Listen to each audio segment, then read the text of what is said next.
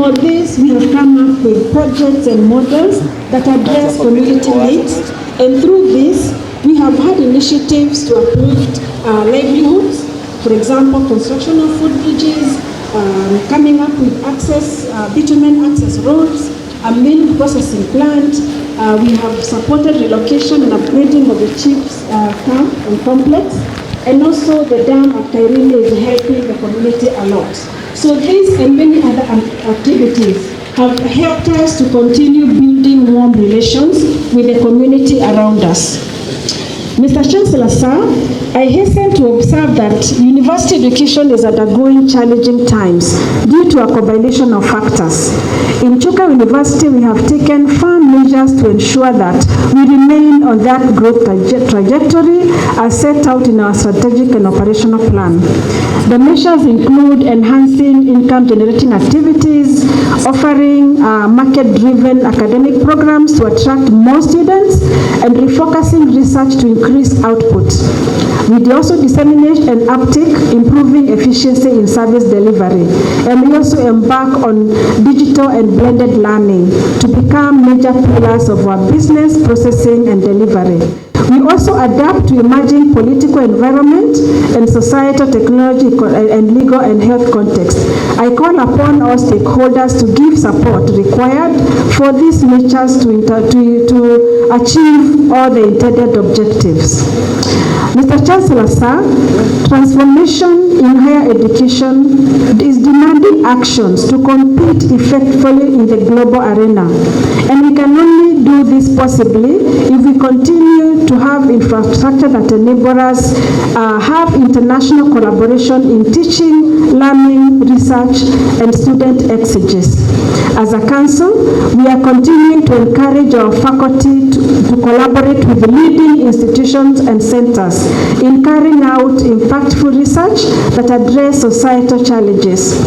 Furthermore, we are embracing practical and multidisciplinary teaching and mentorship between and among institutions to equip our students with knowledge and mentorship, and ensuring that we get skills from diverse range of world perspectives.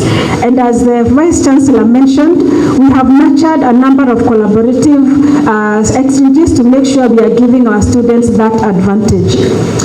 As a learning and research institution, we acknowledge that we stand at the strongest vantage point in strengthening our country's policies and service delivery for the realization of Vision 2030 objective.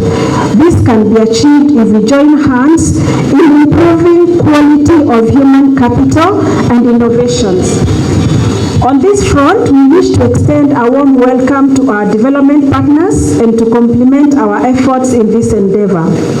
Mr. Chancellor, sir, allow me to observe that the greatest challenge facing university education in the knowledge-based economy, and particularly in Kenya, is underfunding, which is something that all ministries, I believe, and institutions are going through.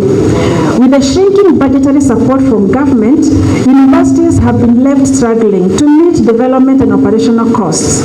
As a council, we understand and are indeed aware of the need to look for creative and alternative sources of funding to supplement the government capitation.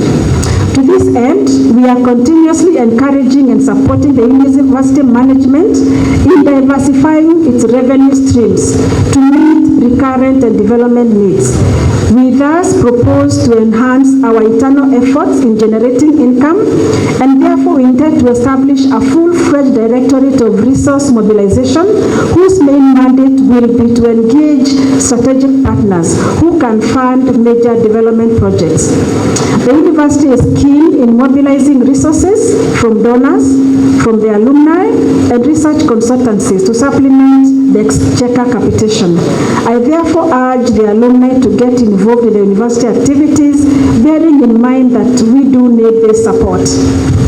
Mr. Chancellor, sir, the Chuka University is determined to rebrand and position itself as a world-class university, and we want to adapt modern standards in all business operations to attain the knowledge-based operational standards. On this path, we intend to work together with every staff, every student, and other stakeholders to realize all of this. We are focused on ensuring that students get a holistic education by providing a conducive learning environment and expanding the field for curricular activities. And to our graduates, on behalf of the Council, I congratulate you. I implore you to take your duty as change makers of society seriously. The Council has confidence in the practical education and knowledge and skills that you have been equipped with as you have stayed with us here. I am sure that you will make the best of the many opportunities that you will encounter, and I wish you success in your future undertakings. Those of you with continued desire to learn, please come back for their postgraduate studies here. We would love to continue being with you. You have done us proud, and therefore we celebrate you for the efforts, for the dedication, for the sacrifices, and for the personal growth you've attained while here. God bless you as you start the new phase of your lives. Thank you.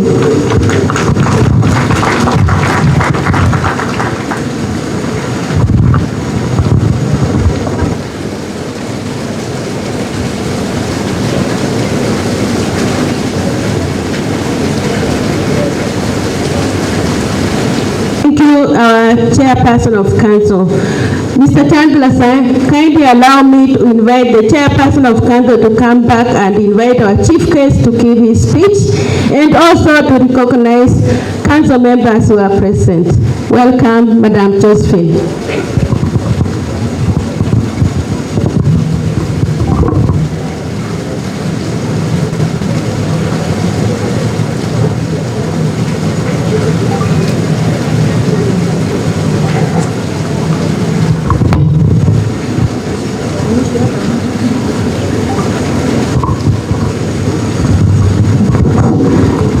Mr. Chancellor, sir. Oh. Over there. Okay. Can you stand? Yeah. Okay. Yeah. Okay. Understand on this side. He wants to stand on this side. This side? Yeah, on this side. Okay, Mr. Chancellor, sir, allow me now to acknowledge the council members. Can they all stand? I will acknowledge one by one. I'll start from this side. We have Dr. George. He is. Okay. Then we have Helen. You can wave. Okay. We have Dr. Wahome Ruredi. We have Ontiti. So now at this point, I want to welcome the Chancellor to be able to welcome the Chief Guest to give his speech. Oh, Mr. Mugambe. Wave. Sorry. Yeah. Thank you, the Chairman of the Council. I take this opportunity to welcome the Honorable Cabinet Secretary, Professor George Magoha, to give us a speech. Welcome, sir. Thank you.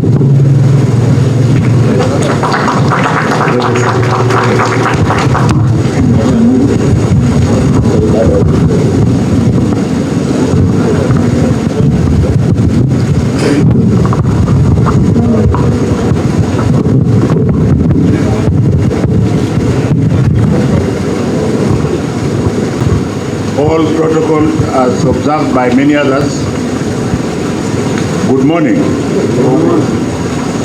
I want to start from a point of view of saying that I do hope that since most of the universities in this country have the position of Chancellor open because of the unnecessary bureaucracy in government, that the new government will expeditiously appoint chancellors to the many, many public universities that have no chancellors today.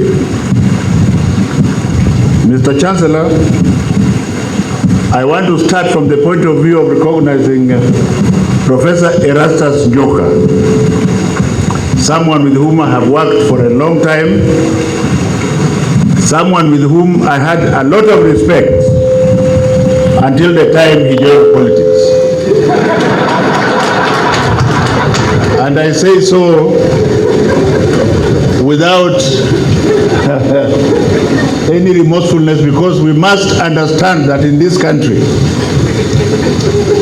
there are excellent technocrats like Chuka who have nothing to do in politics. And I want to say that I am not complimenting him because he's my friend. This university was started when I was the Vice Chancellor of the University of Nairobi, along with very many others. And you can see for yourself what Professor Chuka has done.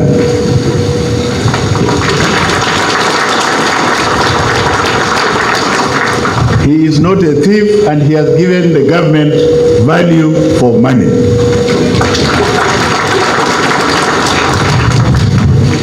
My second point, ladies and gentlemen, does Kenya need universities? What is a university in the first place? A university is not a glorified high school. A university is a university. And I want to dare say that Chuka University is in very good state for calling itself a university. There are reasons. I am not usually persuaded by simple things.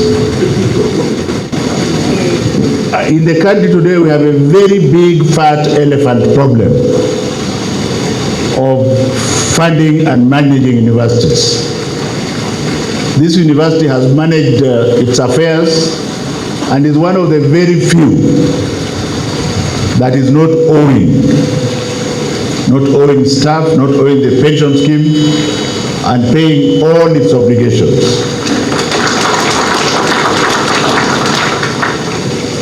I don't want to give it a clean bill of health.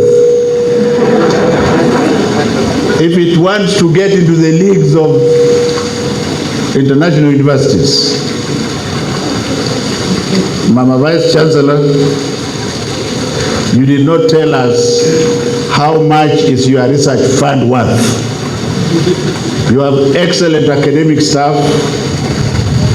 You must now organize them and train them to write international proposals that will go and compete for the money out there. But if you are still looking back at the research money that we have as a government, we will be giving you 27 million or maybe 50 million. And I say this because when I took over the University of Nairobi many years ago, our research kit was about 200 million. And when I did what I've just asked them to do, by the time I was leaving, we had Kenya shilling 5 billion. Out of the budget of 21 billion, 5 billion was research money. That is what is going to underpin this university. It is not politics, it is not local politics, it is not national politics, it is not the national government research kit.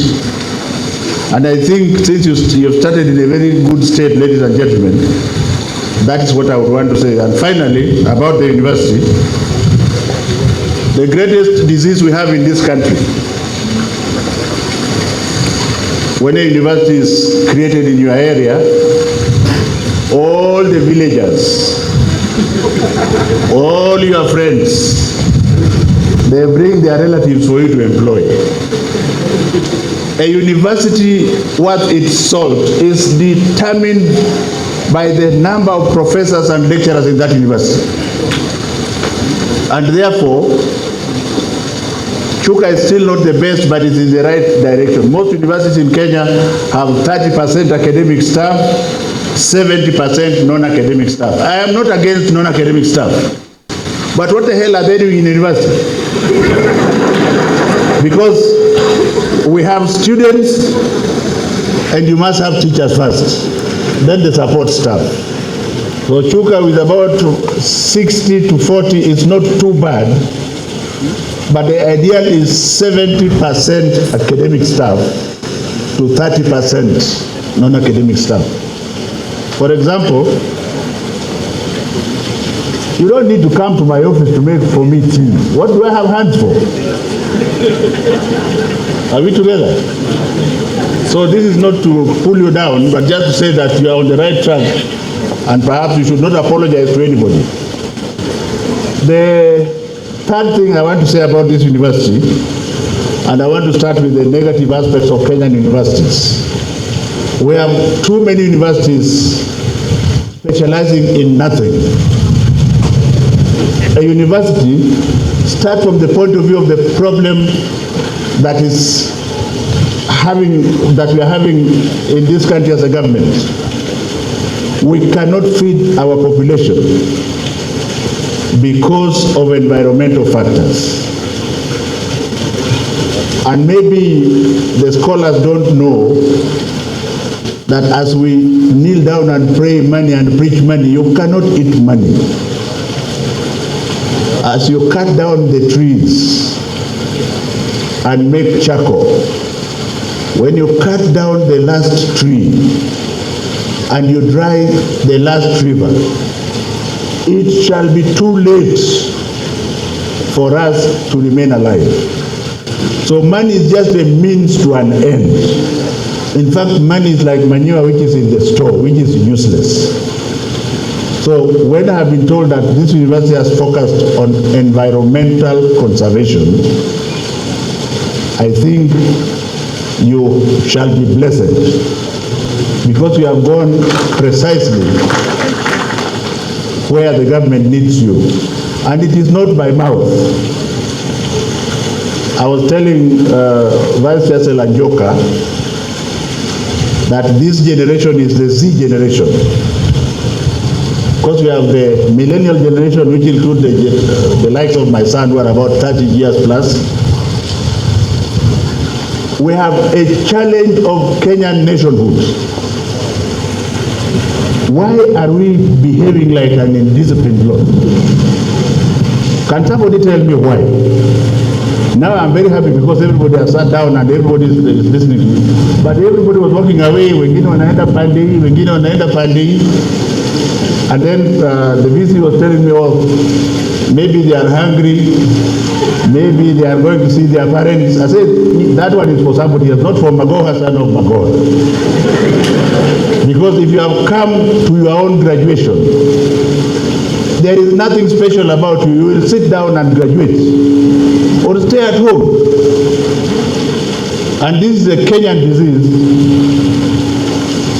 And therefore my first charge to you is that I strongly believe, as graduates, ladies and gentlemen, that your parents have sacrificed for you. And I will pretend that I did not hear the Vice Chancellor saying that they have prepared you to go and be employed. Hiyo ni haki. This university should be preparing you to go and create jobs yourself. There are no blue-collar jobs. We are hungry. There is water stress. Who the hell is going to employ you?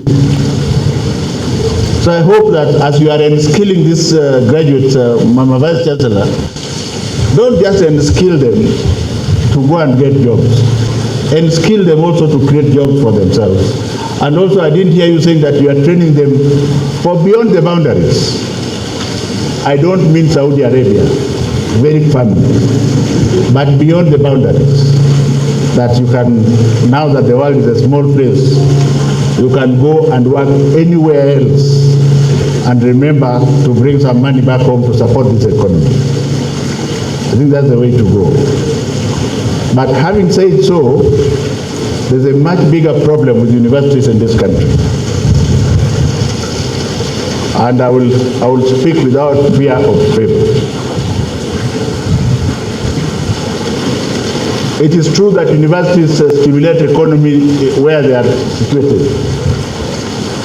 But does it have to be a university to stimulate the economy? The answer is no. So this notion of having a university in every township in this country is a political matter that I hope the current administration will nip in the bud before it makes our universities glorified high schools.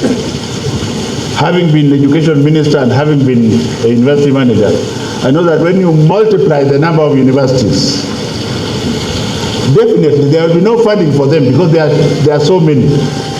So those universities that are going to survive shall be those ones that can have parallel streams of funding. And therefore, there are also people who are now toying with the idea of university funding board, which was created for a specific purpose. Since the university funding board was created, it was for a specific purpose because our funding system is faulty. And the first fault is this. I am not one of those Kenyans who believe Kenya is poor. Kenya is not poor. Kenyans are just corrupt and they steal from the till. We are not poor at all. So you don't have to say that as you are funding students, you also fund Magoha, son of Magoha's bloodline. Why do you want to fund when I can afford? That is the first fault. Why do you have to fund my lineage when I can afford? There are people whom you should fund. So that's the first fault, and nobody is bold enough to tell the politicians to keep off so that the university funding board can do its work without interference. And therefore the funding board has a very big fat problem of identifying a sustainable funding model which will only fund those students that need to be funded. Are we together here?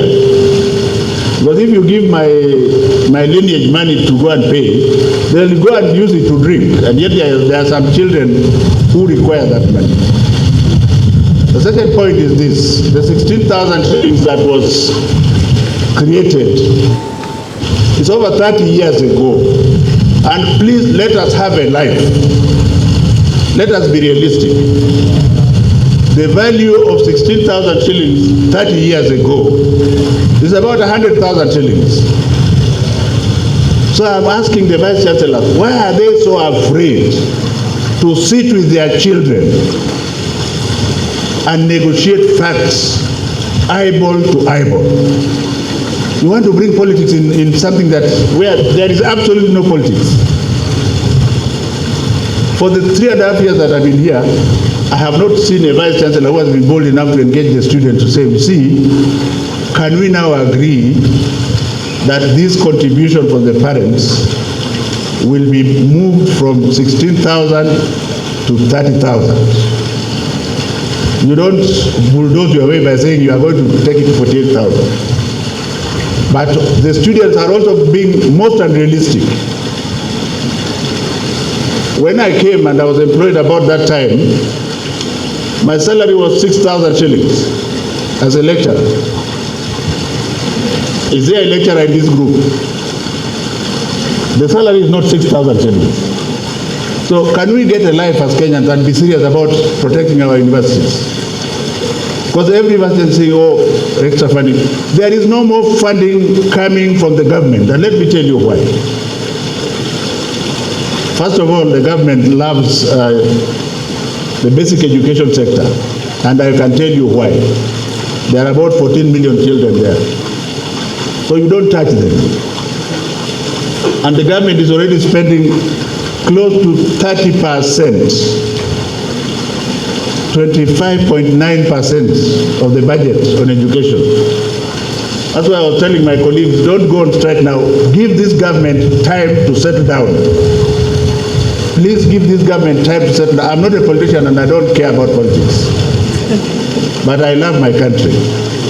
And I have relatives who also work in universities and everywhere. Give this government time to settle down before you start issuing demands. Hiyo pesa itatoka wapi? Oh, we want this percentage, we want this percentage. Why don't you allow the government to even sit down for a while so that they know that the seats are not very soft, they are hard seats. And then you can start engaging them. My last point is this: as we go into the unknown now, what is it that we as academic staff, including the new graduates, what is it that we can do in order to sustain our country in the pedestal that it is in? I said earlier that many people talk about God, but you and I know that very few people in Kenya believe in God. Because if they did, if the majority did, things would be different. When you give yourself totally to God and believe in Him, and He talks to you, then you don't have to be afraid of anything. You can actually get anything that you want. But we have the so-called churchgoers who go to church. After church, they go straight back to the bar. They come from the bar, they batter their wives. The children don't see them. Alafu wanasema Mungu asifiwe. So my message here today is that we have a challenge of nationhood, where you don't look at the top for leadership, look at yourself. The leadership must start with you as a person. Where you don't look at the top for leadership, look at yourself. The leadership must start with you as a person.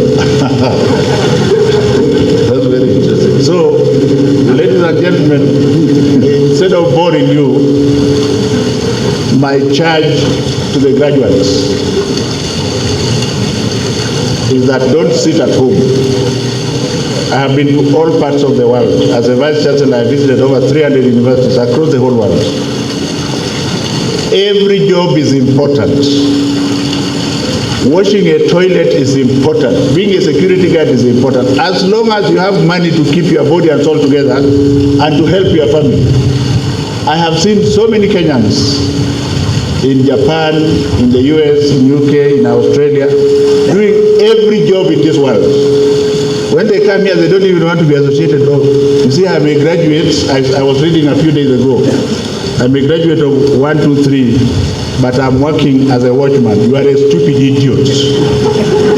A watchman is a human being, and it is very respectful. It's a very, I'm telling you, if I wasn't a minister and I wasn't a professor, and my wife had no food, I will do everything, including washing toilets, to make sure that she has food on the table. So can we respect every person working in this world, and let us stop respecting crooks and thieves who steal our money from government and become heroes of the society.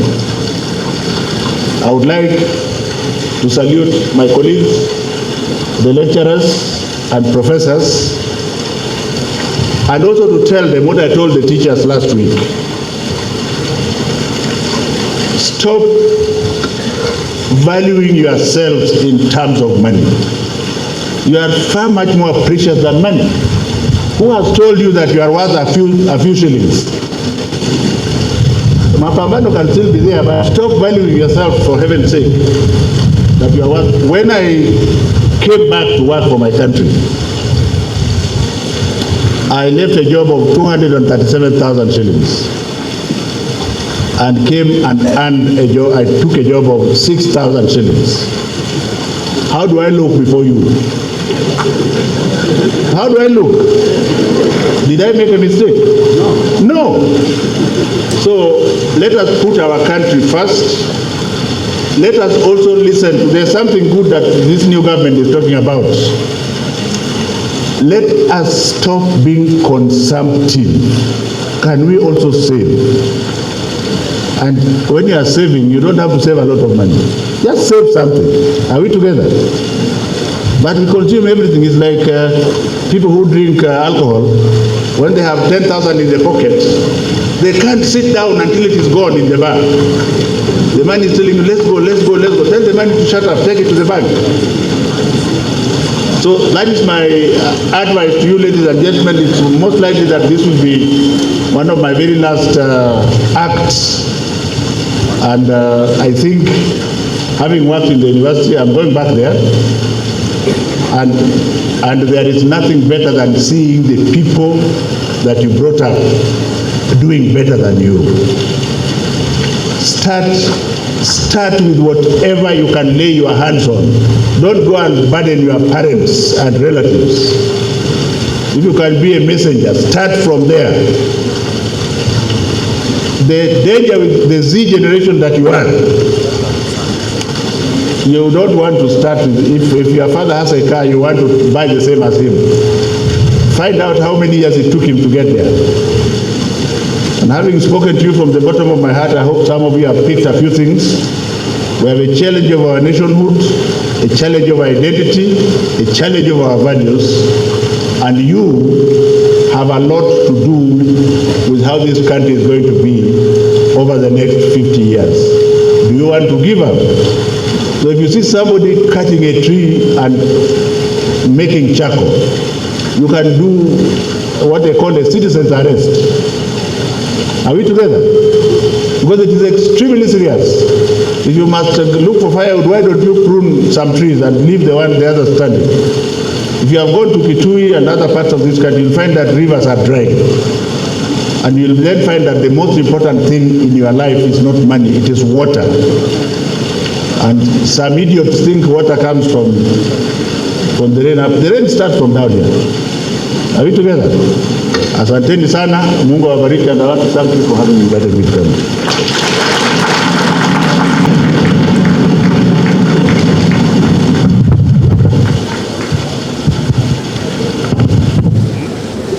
Chancellor, sir, allow me to appreciate the wise words that our Chief Guest, Cabinet Secretary, has conveyed to all of us, including the graduates. Chancellor, sir, allow me now to invite the chairperson of the council again to come and invite you to give your speech.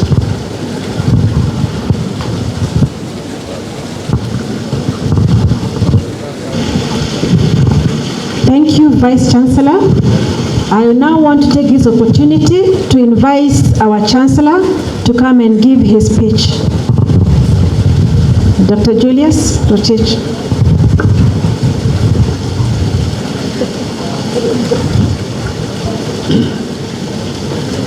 Thank you, Madam Chairperson. The Cabinet Secretary, Minister of Education, Professor George Magoha. The principal, I don't think we have the PS today. The Chairperson of Chuka University Council. The Vice Chancellor of Chuka University. Members of the Council. The Vice Chancellors of Chuka University, other Vice Chancellors and Deputy Vice Chancellors and representatives of other universities, the Chancellors who are here, the Management Board of Chuka University, the Deans of Faculties, the chairmen of departments, the directors of directorates, the directors of campuses, professors, lecturers, our graduates, staff and students, distinguished guests, ladies and gentlemen, good afternoon, or this still morning, then we are doing very well. I want to start by thanking our Cabinet Secretary for the words of wisdom that he has given to all of us. I think he had a speech, but he actually chose to talk to us. And I think those words that he actually said are much more valuable than if he had actually read his speech. I think as Kenyans, we should start by looking at ourselves and saying, where are we heading to? What is our contribution as individual Kenyans? Why are we indisciplined as a people? Why are we corrupt? What is the problem? We must start from there. Instead of pointing fingers to others, let's look at ourselves as individuals and say, what can we do to change what we are experiencing as a people? I want to say, Honorable Minister, all the way to the ground, Kenyans are behaving the same. Whether they are in Mombasa or in Lodwar or in any other part of this country, we must change the way we are doing things. I work with the East African community and I was in Arusha. And every time our colleagues from the other partner states saw a Kenyan, they were very afraid. Very afraid. And I think this is when we must actually say we need to change the way we do things. You rightly observe that as we were listening to speeches or the speakers who spoke before me, we saw a lot of graduates moving around. And it is true that we as a people have to change. We have to be disciplined. We have to be people of integrity. Many times I have interacted with people in my local community, and when they come to see Dr. Rotich, they come to see a very big man, very fat, with very, very smart suits. And when you shake his hands, the hands should be smooth, but they get surprised because my hands are rough. I do wear, walking attire when I'm home, and I think some of the officers here, and I've invited the former Vice Chancellor to come, but he didn't come. He would have seen me walking there. Because that is how you change Kenyans. You must be able to demonstrate and lead by example. And I want to request all of us, especially the professors who are here, you are great people. When others see what you do, they will copy the good things that you do. If you spend all your time drinking, like a few of my colleagues, nobody will benefit from your drinking. Thank you very much. I just wanted to respond to Cabinet Secretary's advice. We take it very seriously, and in Chuka, we are a bit different. From the top all the way down, we are very different. I have because I'm acting Chancellor for the last 5. I'm happy you observe this, because I was wondering why I was not given an appointment as a Chancellor and not as a Chairman of the Council. But I'm happy you have observed this, and I hope in future we shall have substantive chancellors to actually lead the university.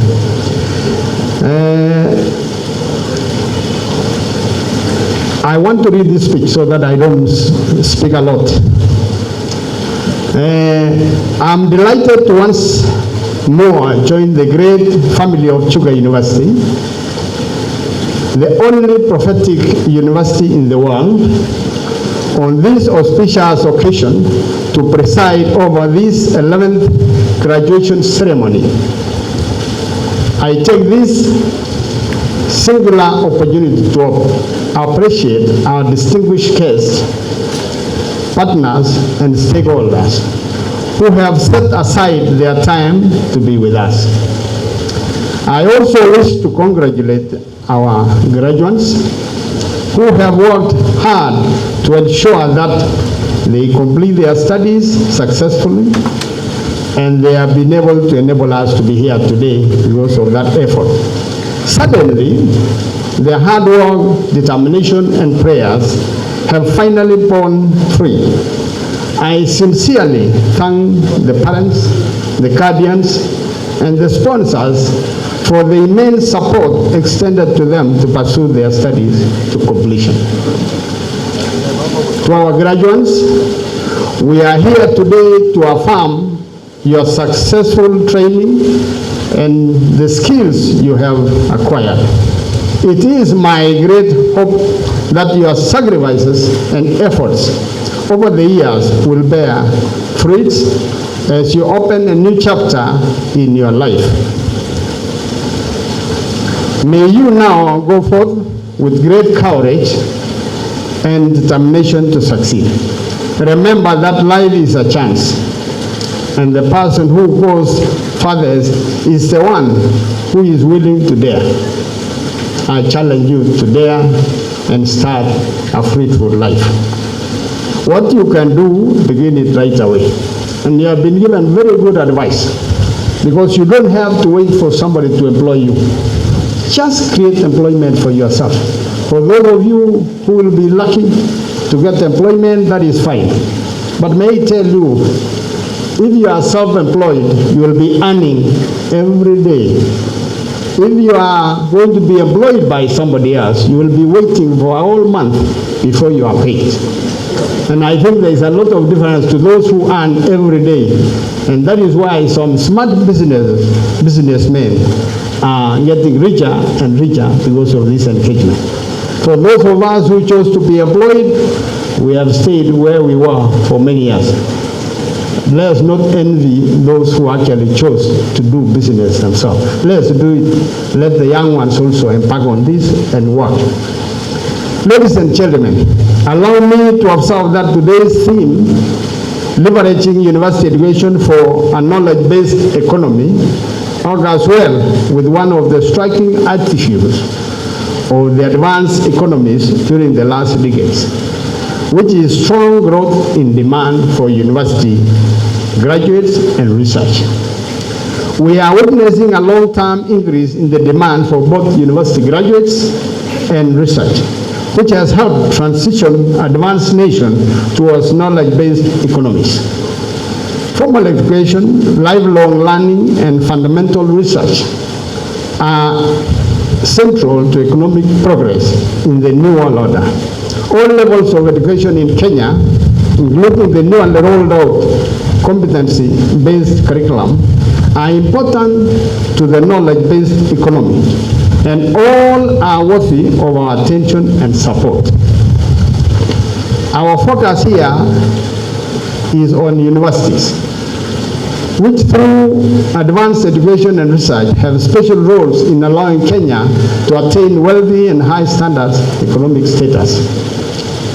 We should not be comparing ourselves only to our neighbors. We must be able to compare ourselves to other international institutions and countries. We must compete with the rest of the world. Ladies and gentlemen, the government of Kenya is well aware of the global trends and changes taking place in the education sector. As a university, we are firmly committed to supporting the government's agenda to ensure Kenya's education remains competitive and perfectly aligned to our national development goals and global commitments. The Ministry of Education is working closely with various government agencies to ensure that universities acquire and sustain effective capacity to be stronghold of knowledge generation, application, and quality service to humanity. In particular, the government is keen to enhance research activities to support the achievement of the Kenya Vision 2030. Towards this end, significant resources have been made available through the National Research Fund to support researchers and institutions. I wish to report that Chuka University is effectively mainstreaming and leveraging the Vision 2030 into its core business. We are continuing to partner with the Commission for University Education to embrace quality assurance and standards to ensure all academic programs are aligned with the requirements of diverse labor markets. Ladies and gentlemen, growth in the knowledge economy is founded on discovery and innovation, and in which university research has a central role. There will continue to be a debate about the balance between the basic and applied research in universities. and the appropriate degree of public funding for each one of them. We thank the government of Kenya for the support extended through diverse policy regulatory frameworks to support university education. It is vital to understand that it is precisely the distance of universities from the market that makes them such valuable collaborators with competitive firms in the knowledge-based economy. When the discoveries of fundamental research run dry, the innovative companies of the private sector have no fuel in their pipelines. While technology transfer and industrial collaborations are important, the knowledge-based economy as a whole will suffer if universities lose focus on the basic and fundamental research. I therefore applaud the University Council and the management and the Senate for remaining steadfast in pursuit of knowledge generation in this university. Ladies and gentlemen, evidence of growing importance of knowledge-based economy comes in large part from the relative growth and superior remuneration of highly educated persons in the workforce. A particularly striking example of the importance in the dramatic increase of the university graduates in the labor force are over the past 3 decades, with no corresponding decline in their relative income. Technological changes are driving demand for advanced knowledge and skilled labor and spurring upgrading of the same across economies. The emergence of a knowledge-based economy has found a few notion of workplace literacy, thereby changing the relationship between employers and employees. The traditional pledge where employees expect stable or lifelong employment will no longer apply. New ideas or intellectual capital, more than savings and investments, are the key to prosperity and to the wealth of nations. The importance of knowledge as a tool that could be used to achieve the developmental goals of a nation cannot be overemphasized. Knowledge is of decisive importance in the economic development of countries. That is why I want to advise our graduates that so long as they possess the knowledge and the skills, they don't have to rely on anybody else to earn a living. Ladies and gentlemen, the ability to learn and interact with others, to learn from others, is at the heart of the individual success in the knowledge-based economy. I want to challenge the graduating class of 2022 to keep upgrading their skills, to leverage on the emerging opportunities and fit in the knowledge-based economy. This kind of economy generates a strong demand for university graduates because of the very nature of scholarly activity in a university. Universities are special places because learning takes place in an environment of research and scholarly innovation. You must be able to continue doing research and be able to publish the outcome. I wish to challenge the lecturers and other university employees to comply with what we know will move our university to the next level, and that is quality teaching and research. Today's top-notch jobs call for the one who do not only know what they are supposed to do, but to do and to be willing to do without any supervisor standing over them what they are supposed to do. Indeed, there is a strong need for all stakeholders to put in sustained and outstanding contribution to university advancement in this country. It should not be left only to the cabinet secretary and his officers. Our dear graduates, as you join the ranks of nation building in various capacities, I should take this opportunity to remind you of the need to conduct yourself with integrity and to be disciplined, which is the foundation upon which all other values are built.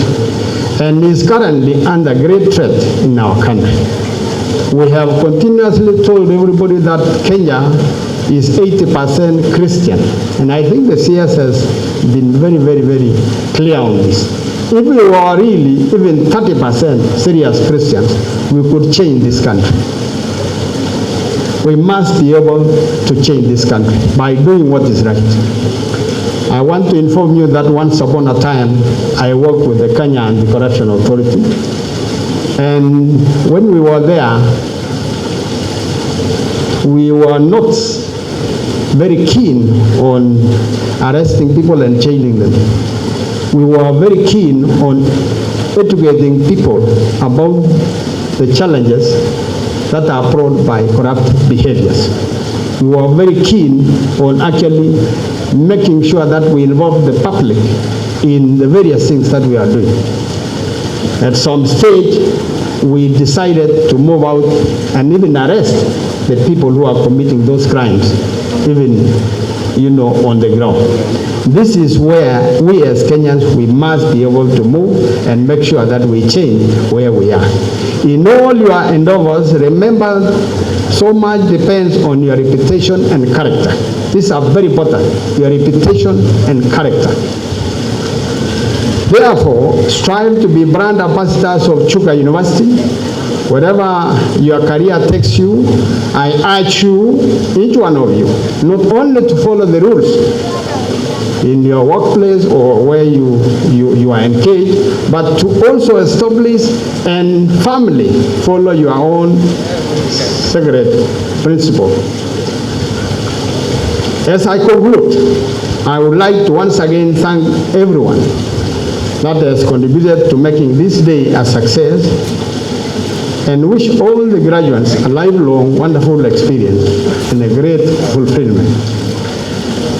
I want to say we are here because of the founding members of our management. And I think a lot has been said about our former Vice Chancellor, Professor Erastus Nyega Njoka, and his colleagues. He didn't work alone. These people have worked very hard to bring this university to where it is today. And I want to urge all those who are on the ground now, who are engaged in this activity, to continue doing a good job. Because when we do so, we shall actually help this country to move forward. As the CS has said, there are many other institutions who are started around the same time with Chuka University. And up to now, you don't even know that they exist. They get a budget every year, they get a lot of support, but nothing has happened. Leadership is extremely important. I want to say, and I want to repeat, that leadership is extremely important in every sector of our economy. Let's lead those who are working below us to do what is right, and we make a difference. May God bless you for listening to me. I wish you well, and may God take care of all of you when you go back. Thank you so much. God bless you.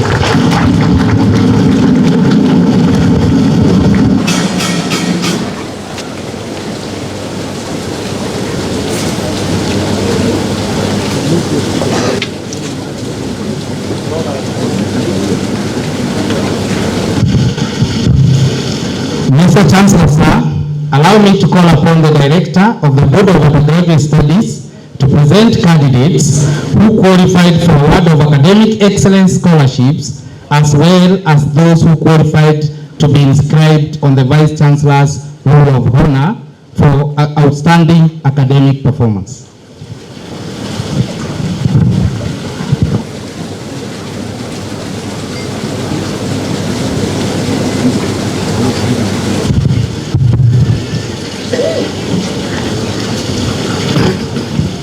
Mr. Chancellor, sir, Chuka University awards scholarship to the best first-class honor degree candidates in every faculty. In the 2021-2022 academic year, the following 7 candidates, whom I have the honor to present to you, qualified for the award of master's degree scholarships of Chuka University.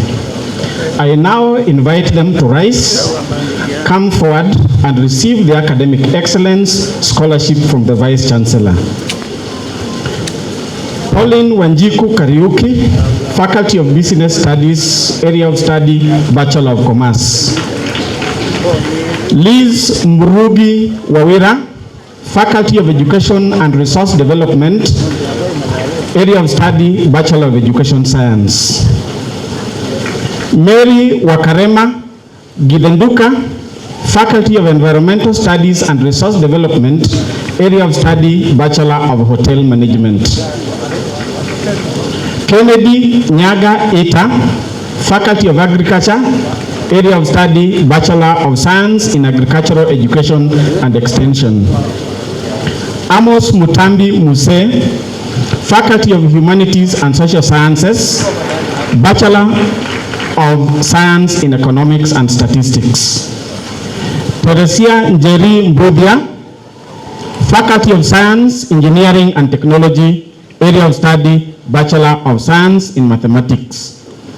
And Brenda Nekesa, School of Nursing and Public Health, Area of Study, Bachelor of Science in Nursing.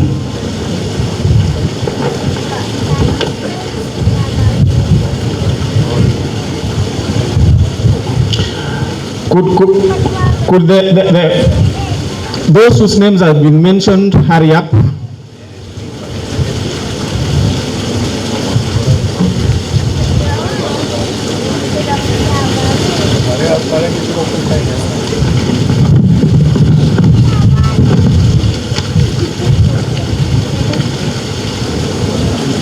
Mr. Chancellor, sir, in the 2021-2022 academic year, the following 4 candidates, whom I have the honor to present to you, qualified to be inscribed on the Vice Chancellor's Roll of Honor for attaining outstanding academic performance.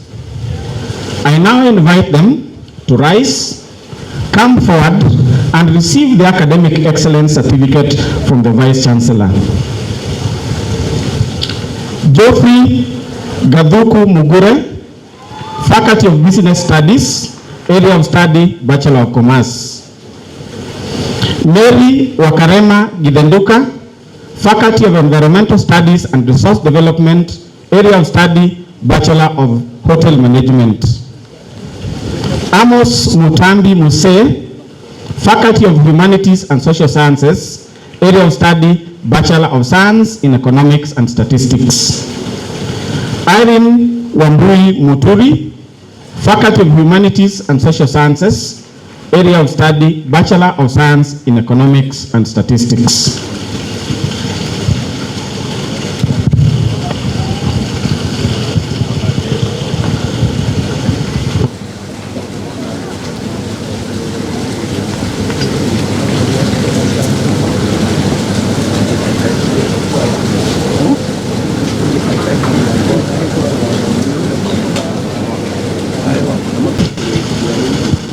The degree of Chuka University, for which you have been educated, trained, examined, and qualified, and by my authority and that of the entire university, give you the power to read and do all that appertains to the degree.